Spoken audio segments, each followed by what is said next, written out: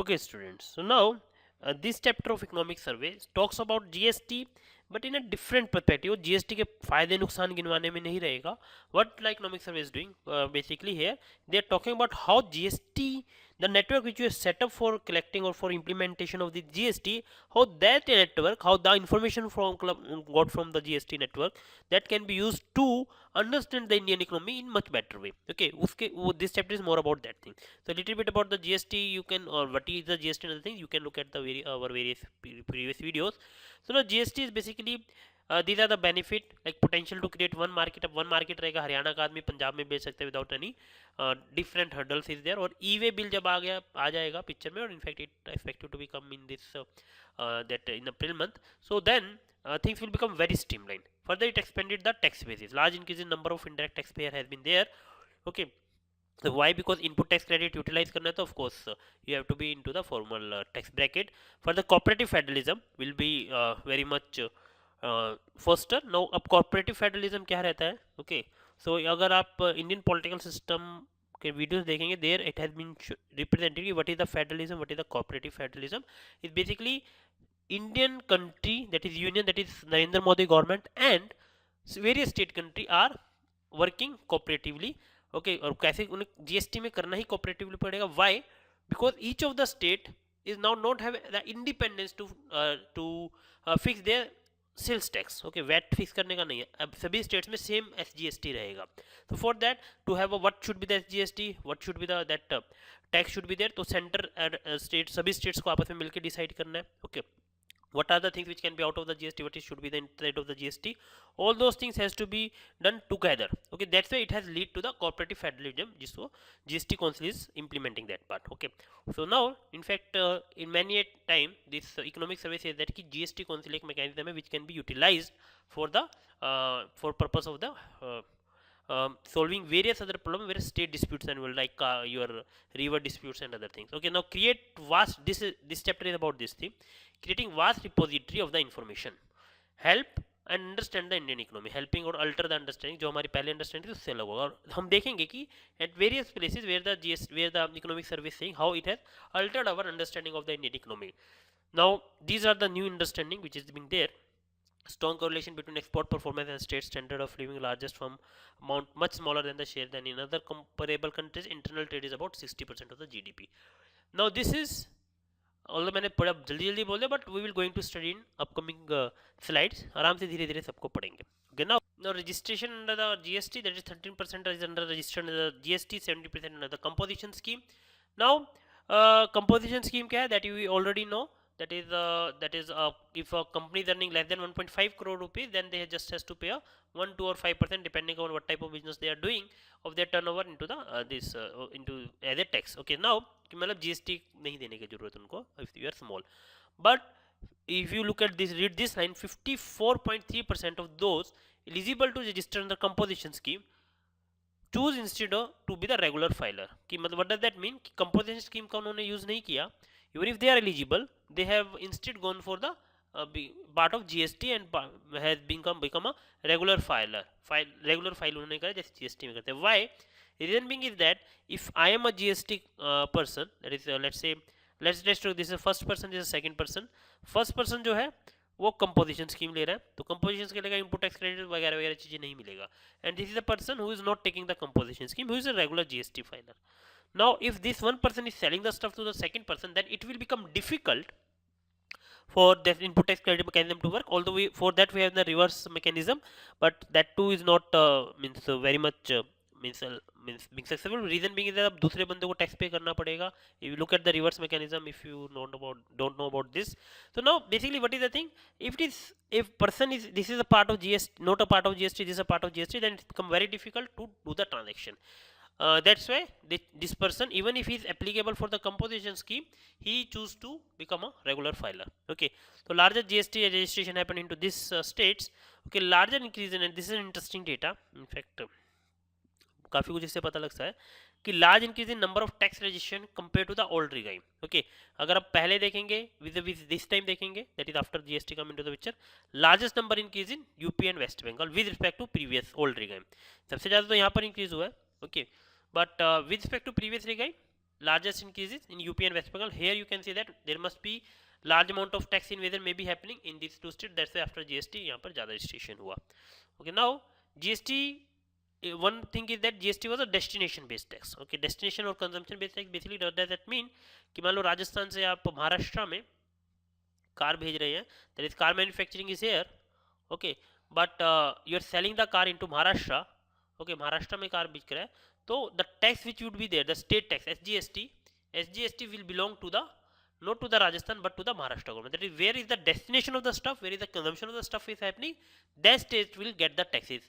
Earlier क्या होता है, ये source based tax था, हमारा जो VAT था, जो CST था, earlier IGST की जगह CGST हुआ करता, जो source based tax था.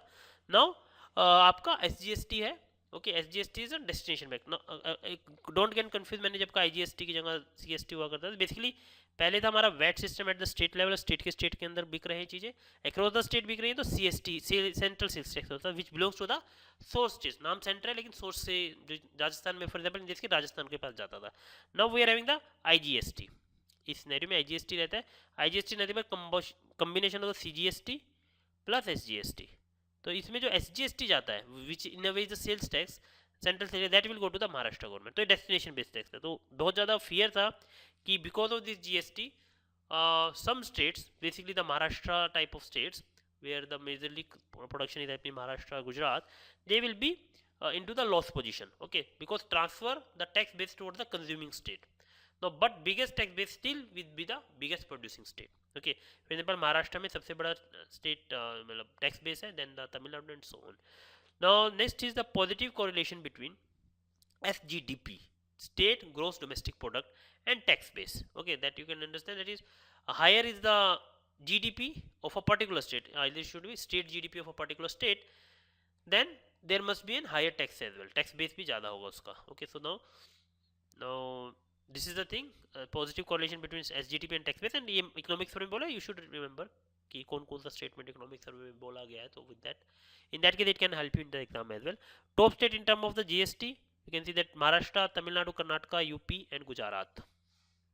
Okay, so now next going forward, state and international trade. now एक चीज ध्यान रखना, इस चैप्टर का नाम है looking at the Indian economy from the from the your GST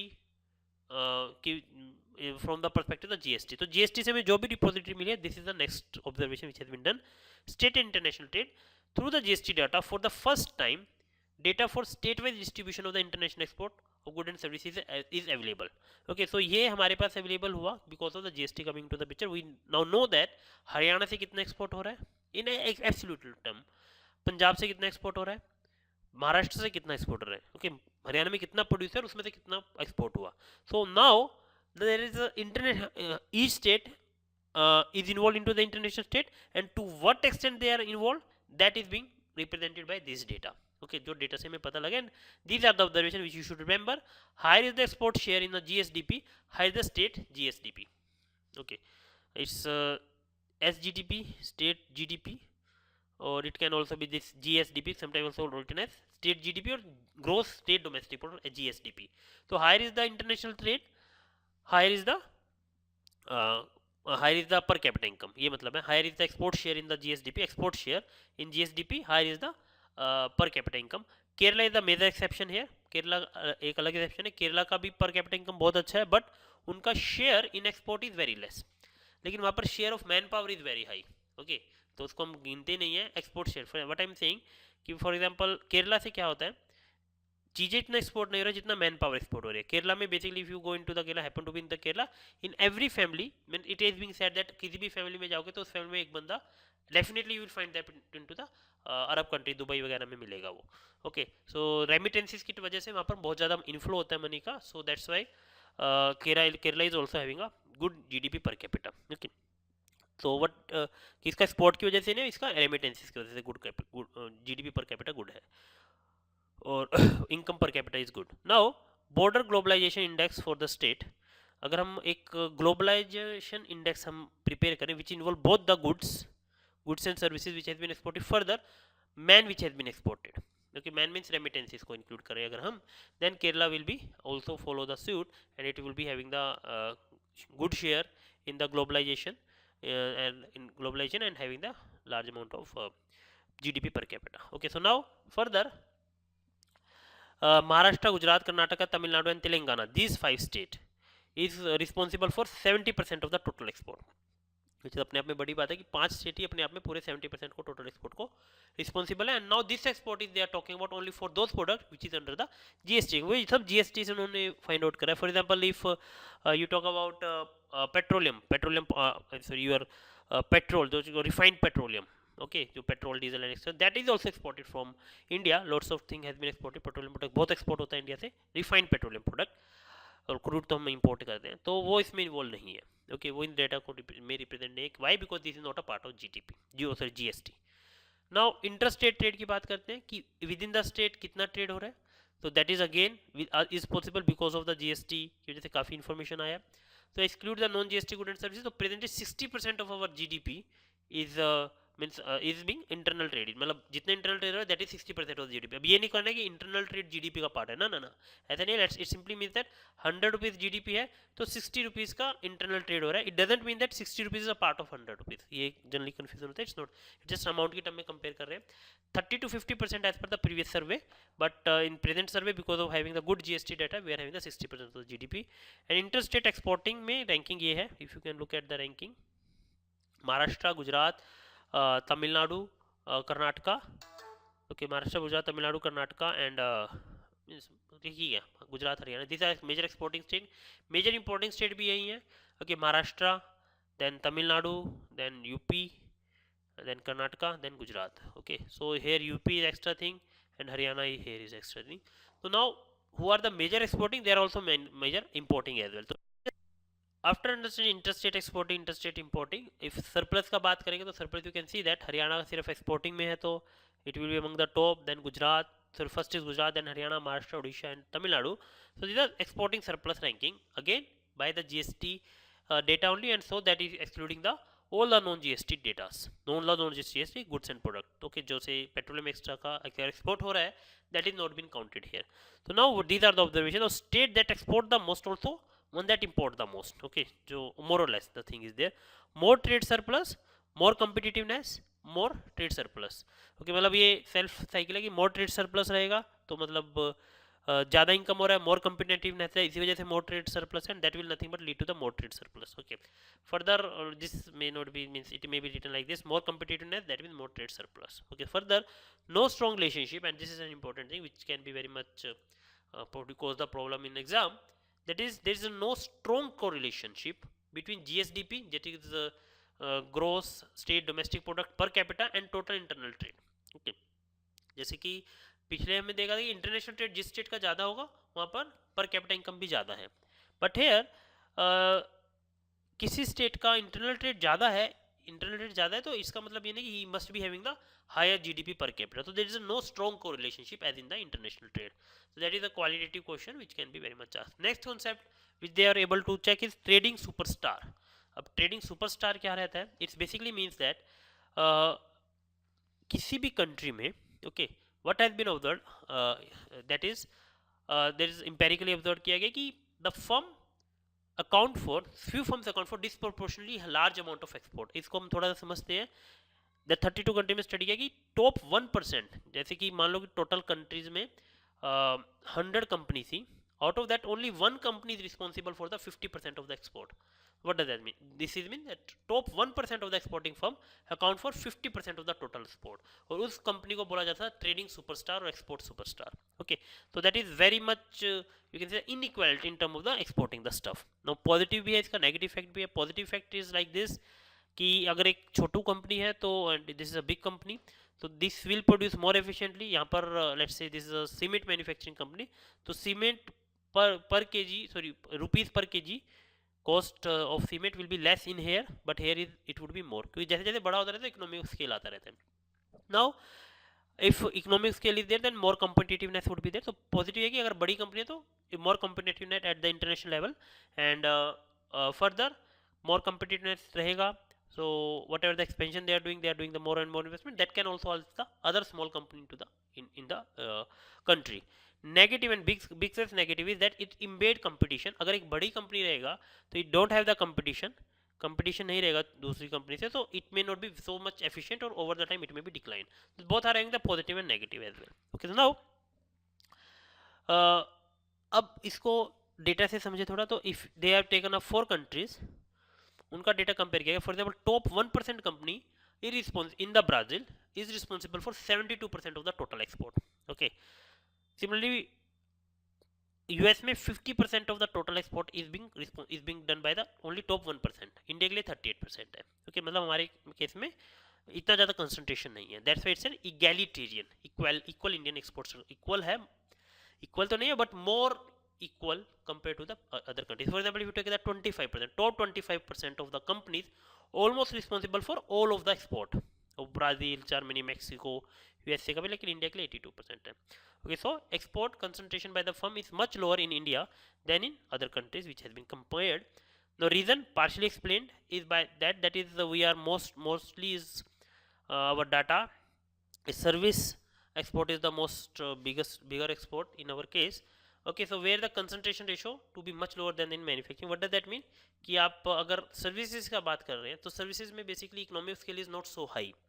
okay, तो सर्विस में if company let's say 10 people company with a way 100 people company, तो सर्विसेज में इन दोनों का output same, almost same efficient रहेगा. इकोनॉमिक स्केल बिकॉज सर्विसेज में देखते हैं पर्सन के ऊपर डिपेंड करता है. Okay, that is 100 people will produce this much of an output. So whereas in manufacturing company, okay, if this is a, let's say there is only very small and this is a very large company. Okay, so now here the cost per unit would be very less compared to here. Okay, so that's why we are more egalitarian in terms of that we are major exporting the services. Now this is about the trade aspect is what they have told. GST से हमने ये observe किया. Next is GST we have find out the formal sector, formal और informal job के बारे में. Okay, so formal sector non form job के बारे में they have been studied. Economics have studied that formal sector non form. Now formality is defined, formal work is defined something like this: the person who are getting the social security, okay, that is your EPF, ESIS, this type of thing. If they are getting this type of thing, then that will be considered as the formal worker. Whereas if it is not getting it, that is informal worker. Okay, so it has been found that अगर हम ऐसे social security provision के हिसाब से we are defining formality or informality, then there was 31% of the total non-agriculture workforce is informal. Okay, 30 so is only formal. 30% of the total non-agriculture workforce जो कि agriculture में वो नहीं है उनमें. Define in term of being part of GST net. अगर हम इसको ऐसे define करें कि whether if a person is working in a company which is a part of GST net as informal, then 53% of the person are in the formal sector. Okay, so this is a new definition which is given for the defined formality. This is a formal workforce, and if we define the formality being either as a part of social security or part of GST net, that is both, either this or both. Okay, then 13% of the total firm in private non-agriculture sector are formal, and 93% of total turnover which we are getting. Okay, total country का सभी company का मिला के 100 turnover है, तो 93 rupees of a turnover is coming from this formal sector only. Okay, this is about the formality size in the term of a new definition, that is if you are part of GST or not. Now, excuse me, and this 13% तो you can, sorry, this 13%, the 13% तो आप समझ सकते हैं कि if you in the beginning of the this video only that it has been told that 13% of the people are registered under the GST. So this is the thing only, that is GST वाला ही 30% is the formal size. Classification of formal sector on the basis of the social security benefit on the basis of part of tax next. Okay, so this is new classification. This second is the new classification which has been done. Further, अब थोड़ा सा formal sector में वो social security का देख लेते हैं. So a company which is where they are getting the EPFO, Employment Provident Fund organization में registered, they are getting the EPF, and or SIS, SIC basically is a state insurance corporation and it's an employment provident fund. Okay, so now इसमें insurance रहेगा, medical benefit and other रहेंगे, तो उसको हम formal बोलते थे पहले. तो अब अभी भी इसको ही बोलते हैं. It's not that we are change the definition of the formal. Economic survey just there is another way of looking at the formal और informal sector, that is through the GST net. EPFO is mandatory for the industry employing greater than 20 work. This is some definition is there. Then ECS is employing greater than 10 worker. Okay, so further we will talk more about in this into the employment part, employment policies, but you can look at it. And union budget में about EPFO is shown something like this. Generally EPFO में होता क्या, I just give you a little bit background. If you have joined a company, if let's say there is a 12% of EPF, तो 12% तो आपकी जेब से कटेगा, that is from your employee pocket. अगर आप नौकरी करने जा रहे हैं तो आपकी जेब से 12% कटेगा, and same would be contributed by the employer. Employer भी 12% contribute करेगा. Okay, this is the mechanism of EPFO. Now this has been changed. That is one thing is that new women employee है तो they have to just deposit the 8% as a 8% of this is their basic pay as an EPF. Okay, employer को अभी भी 12% करना है, but employee को 8% करना है. Further, contribute 12% of the wages to the new employee to EPFO for all sector for the next 3 years. What does that mean? अगर कोई नए बंदे को आप ज्वाइन करवाते हैं, you are a company, you are joined new person has joined your company, तो उस पर्सन का जो भी ईपीएफ कंपनी को पे करना था, that would be paid by the government. For example this 12%, so I will just repeat it again so the thing will clear. So let's say Infosys है and this is a person who has joined the Infosys. So EPF में क्या होता है, that is Infosys will submit 12% and you will also submit 12%. Now what are the changes has been done in this budget about EPF? One is this thing is, अगर if you are a woman employee then this 12% की जगह आपको 8% ही deposit करना है. One thing is that. Another thing is that for all of the sector, now this 12% अब company को deposit नहीं करना, that will be deposited by the government for 3 years. For 3 years, contribute 12% of the wages to the new employee of EPF of all sector for 3 years. अब ये नया चीज नहीं है. Earlier also this was the scheme, but there it was only for the textile, leather and footwear, and for other it was 8.33%. Okay, this was the classification of the formal sector. Although ये GST का इतना part नहीं था, but just to think clubbing the thing I put it here.